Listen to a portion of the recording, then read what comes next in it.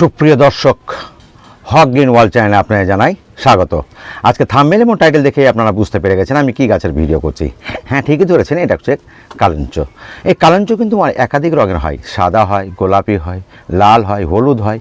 তবে এটা আমার কিন্তু লাল, কিন্তু লালটি আমার বরাবরই সেমি সেট, অর্থাৎ মানে ছাদ বাগানে কিন্তু কোনো একটা গাছের তলায় রেখেছিলাম, ফলে গাছটি কিন্তু এমন সুন্দরভাবে বৃদ্ধি পেয়েছে যে গাছের কালার একদম দারুণভাবে সবুজাভ হয়ে আছে।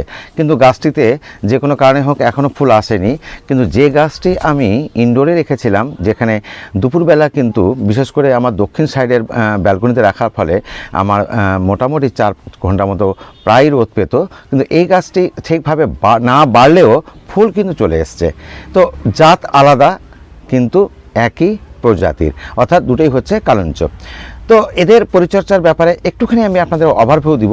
এর আগে আমি ভিডিও করেছি, যারা আমার পুরাতন দর্শক তারা নিশ্চয়ই দেখেছেন, বা না দেখলে অবশ্যই দেখে নেবেন, এবং যারা সাবস্ক্রাইব করেনি চ্যানেলটিকে অবশ্যই সাবস্ক্রাইব করে নেবেন, তাহলে কী হবে সমস্ত ভিডিওই আপনাদের কাছে পৌঁছে যাবে। তো বন্ধুরা, মোটামুটি এই গাছগুলোকে আপনি 12 মাসেই আপনি টবে প্রতিস্থাপন করতে পারেন, তবে বর্ষাকালে প্রতিস্থাপন করলে আপনি সামনের শীতের আগমনেই কিন্তু আপনি ফুলটা পেয়ে যাবেন।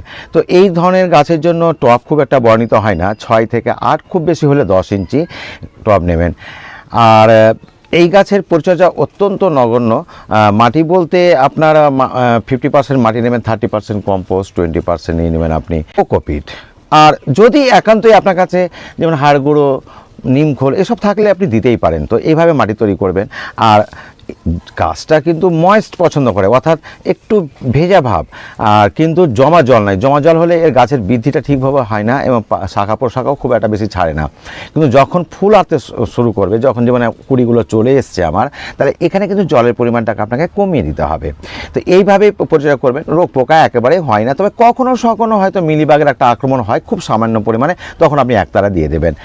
আর গাছটিকে একেবারে পুরো সেমি শেডে রাখার চেষ্টা করবেন, তাহলে গাছটা খুব ভালো কালার আসবে গাছের পাতাগুলোর। কারণ এটা যদি পুরো রোদে রাখেন, তাহলে কিন্তু এই যে গাছের পাতা যে 4 সাইডে একটা অন্য একটা বাদামি বর্ণ আছে, এই বাদামি বর্ণ হয়ে যাবে, এবং জলের অভাব পড়লে কিন্তু আবার এটা মানে পুড়ে যাবে, বাদামি হয়ে নষ্ট হয়ে যাবে, তখন গাছটা দেখতে আপনার বিবর্ণ হয়ে যাবে এবং দৃষ্টিকটু হবে। তো আপনারা বুঝতে পারলেন, পূর্ণ রোদে না রেখে কোনো গাছের ছায়ায় মানে গাছের তলায় রেখে দিলেন সবচেয়ে ভালো, কিংবা এমন জায়গায় রাখবেন যেখানে 2-4 ঘন্টা মাত্র রোদ পাবে, বাকি সময় রোদ পাবে না। বিকালে রোদ যেন না পাই সেটা ভাববেন, এমন জায়গায় রাখবেন।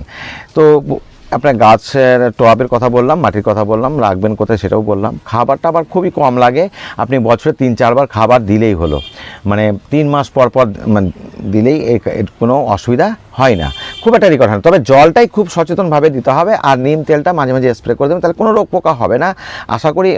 মানে এখন পর্যন্ত আমি দেখতেও পাইনি, এবং আপনারাও খুব সহজেই এই গাছটি করতে পারবেন। তো ঠিক এই যে আমার যারা ভিডিও দেখেন তারা অবশ্যই এটা নলেজে আপনাদের আছে যে যখন আমি কোনো গাছের ভিডিও করি, ঠিক যখন কম ফুল ফোটে, মানে জাস্ট শুরু হচ্ছে ফুল ফুটতে, বা ফুল সবে মাত্র 1-2টা কুড়ি দেখা দিয়েছে, ঠিক এরকম মুহূর্তে আমি কিন্তু ভিডিওটা করি। এবং আর একটা ভিডিও করব আমি ঠিক যখন গাছ ভর্তি একেবারে ফুলময় হয়ে যাবে, গাছটা একেবারে দেখার মতো হয়ে যাবে, সৌন্দর্য হয়ে যাবে, দৃষ্টি নন্দন হয়ে উঠবে, তখন আমি একটা ভিডিও নিয়ে আসবো। তো সেই ভিডিওগুলো দেখার জন্য আপনাকে অবশ্যই সাবস্ক্রাইব করতে হবে। তো বন্ধুরা, আজকে আমি যে খাবারটা দেবো, কারণ ফুল আসছে মানে খাবার দিতে হবে, কারণ ফুল আসা মানেই হচ্ছে গাছের একটা এক্সট্রা এনার্জির প্রয়োজন হয়। তো আমি গাছে খুব বেশি বিরাট কিছু দেবো না, আপনাদের দেখাই। আমি এখানে আমি নিয়েছি কম্পোস্ট, এখানে নিয়েছি আমি কোকোপিট, আর এখানে আছে 1 মুঠো বোন ডাস্ট, আর এখানে দিচ্ছি আমি 0.050 2 চামচ। কারণ হচ্ছে আমি লাল পটাশ দেবো না, লাল পটাশে একটু লবণ থাকে, গাছের ক্ষতি হতে পারে। আর অ্যাপসাম সল্ট দিয়েছি। এই খাবারটিকে আমি সুন্দরভাবে এইভাবে মিশিয়ে দেবো, এইভাবে ভালো করে মিক্স করে দেবো। আর একটা জিনিস, যে কোনো গাছে খাবার দেওয়ার আগে এইভাবে একটু নিড়ানি দিয়ে বা কোনো কিছু দিয়ে একটু হালকা করে দেবে মাটিটা, তার যাতে খাবারটা মাটির সঙ্গে মিশতে পারে। তো এখান থেকে আমি কিছু মাটি আমি তুললাম, কারণ এতটাই মাটিটার শেকড় বেরিয়ে এসেছিলো গাছের খাবারের অভাবে। তো আমি এখান থেকে মাটি তুলেছি। তো এই জায়গাটাতে কিন্তু আমি আবার এখানে কিছুটা বালি নেব আর কিছুটা মাটি নেব, কারণ আপনারা দেখলেন যে আমার এখানে আপনার কোকোপিট রয়েছে, বন্ডাস রয়েছে, তাতে এখানে দেবো না। তো এই মাটিটুকু আমি প্রথমে এই গাছটাতে কিন্তু দিয়ে দেবো, কারণ এখানে মাটির পরিমাণটা এই গাছটাতে অনেকটাই কম হয়েছে, তাই আমি এখানে একটু মাটিটা দিয়ে দিলাম। তখন আমি মাটিটা দিয়ে দিলাম অল্প পরিসরে। আর এইখানে যে মিক্স খাবারটা আমি তৈরি করলাম, সেই মিক্স খাবারটা আমি 2 মুঠো দেবো আমি এখানে। এক বিশাল যে মেশাতে হবে তা নয়, এটা এমনিতেই একটু নাড়াচড়া করব, আর মাঝে মাঝে আমি জল দেব, জল দেওয়ার সময় একটু খুঁচিয়ে দেবো বা আর কিছু, এইভাবে কিন্তু এটা দেবো। আর এটাতেও আমি ধীরে ধীরে দিয়ে দেওয়ার চেষ্টা করছি। এইভাবে একটু টপটাকে ঘুরিয়ে ঘুরিয়ে দেবেন, কারণ গাছটা এটা যথেষ্টই বড় হয়েছে। একটু ঘুরিয়ে ঘুরিয়ে দিলাম, শেষে বেলা আমি পুরোটাই ঢেলে দিচ্ছি। আর একটা জিনিস করবেন কি, তলার দিকের যে একটু বয়স্ক পাতাগুলো থাকবে সেটাকে যদি আপনি ছাড়িয়ে নিতে পারেন, তাহলে একটু লাইট গাছের তলার দিকে যাবে। এরকম পাতাগুলোকে একটু ছাড়িয়ে নেবেন, মানে এতটাই ভেতরটা মানে অন্ধকারময় হয়ে গেছে যে গাছের ভেতরে মনে হচ্ছে লাইটই যাচ্ছে না। একটু পাতা যদি কিছু একটু বিবর্ণ পাতাগুলো যেগুলো ছোটো হয়ে গেছে বয়স হয়ে হয়ে, সেটা আপনি ছড়িয়ে নিতে পারেন। বা কোনো পাতা যদি স্পট পড়ে থাকে সেটাও পাতাকে আপনি ছড়াতে পারেন, কারণ আপনারা তো গাছগুলোকে দৃষ্টিনন্দন করার জন্যই আমাদের রাখি, তাহলে সেভাবে পরিষ্কার করে নেবেন, তাহলে সুবিধা হবে। এইভাবে করে নেবেন, নিয়ে একটুখানি জল দিতে হবেই, কারণ খাবার দিলে আপনাকে জল দিতে হবে, এটা স্বাভাবিক ব্যাপার।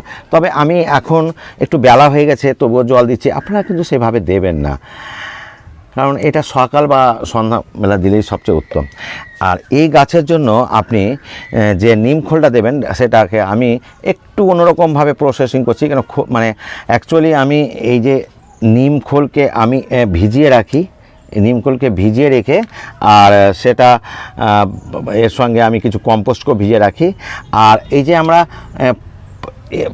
বিভিন্ন সবজি পচা যে জলটা হয় সেটাও এর সঙ্গে মিশিয়েছি। আর টপটা কিন্তু বলতে ভুলে গেছি, ওয়েল ড্রেনেজ খাবে। কতটা ওয়েল ড্রেনেজ আপনি দেখতেই বুঝতে পারছেন, কতটা ওয়েল ড্রেনেজ বোঝা যাচ্ছে নিশ্চয়ই, আশা করি। তো এই ওয়েল ড্রেনেজ না থাকলে কিন্তু জল জমে যাবে। আপনাকে দেখাতে পারলাম আমি যে এটা খুব ওয়েল ড্রেনেজ আছে। এটা একটুখানি আমি এটাতে দেবো, আর এটাতেও আমি একটুখানি এটাতে দেবো। তো এইভাবে আপনারা এরপর থাকুন, দেখবেন আপনি 2 সপ্তাহের মধ্যে গাছ একেবারে পুরো ভর্তি হয়ে যাবে ফুলে। তখন আমি সেকেন্ড ভিডিও নিয়ে আসবো। তো ততদিন বন্ধুরা অপেক্ষা করুন, আর আপনারা সুস্থ থাকুন, ভালো থাকুন। আজ এই পর্যন্তই, ধন্যবাদ।